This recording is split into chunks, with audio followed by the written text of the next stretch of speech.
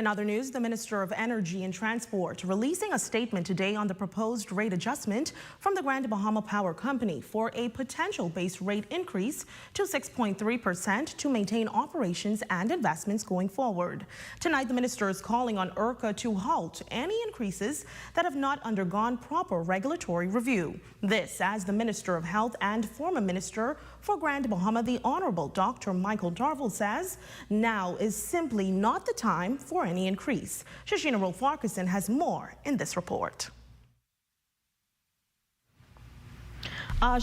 As residents and business owners weigh in on the request for a rate adjustment by the Grand Bahama Power Company, the Ministry of Energy and Transport is also making it clear that something must be done. Through a press release issued on Wednesday, the Ministry of Transport and Energy notes that they have written to the Utilities Regulation and Competition Authority, expressing its unequivocal objection to the recent action taken by the Grand Bahama Port Authority, which claimed sole regulatory authority over electricity tariffs following the sale of the Grand Bahama Power Company to a private entity. The letter issued by the Honorable Jubeth Colby Davis, Minister of Energy and Transport, to Mr. Randall Dorset, ERCA Chairman, and Mr. J. Carlton Smith, Chief Executive Officer, details the significant regulatory irregularity the GBPA's actions have introduced.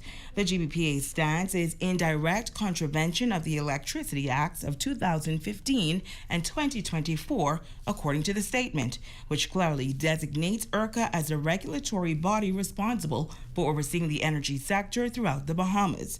Now, according to the statement, this unilateral decision by the GBPA to approve a rate increase application from GBPC without the oversight or consent of ERCA is particularly troubling.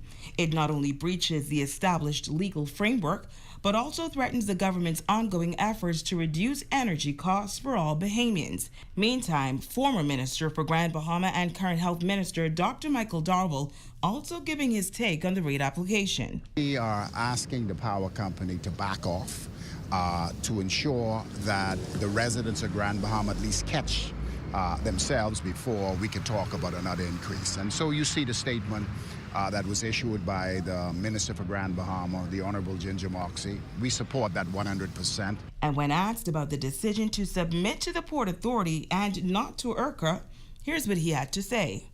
I remember when I served as Minister for Grand Bahama, and there were some issues with the involvement of regulatory framework by the Grand Bahama Port Authority.